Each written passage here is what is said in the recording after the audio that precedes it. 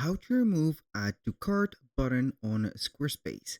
Hello guys and welcome to this new tutorial.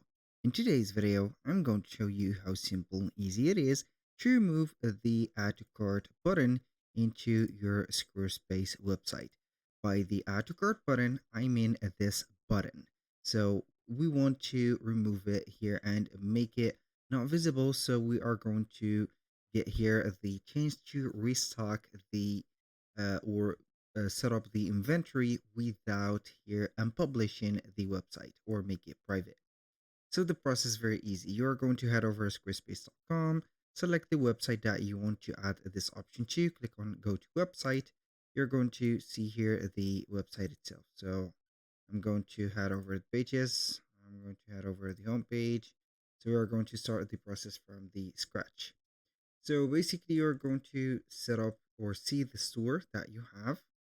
We are going to select one of the products and then we are going simply to select one of them. So until we see the product or the landing page of that product.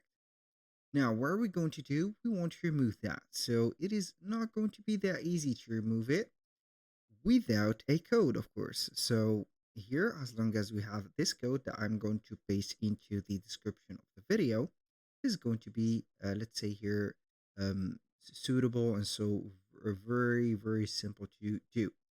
So we are going to head over the utilities and then we are going to have these three choices.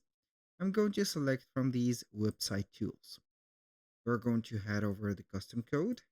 And from here, we have these two choices, custom CSS or code injection.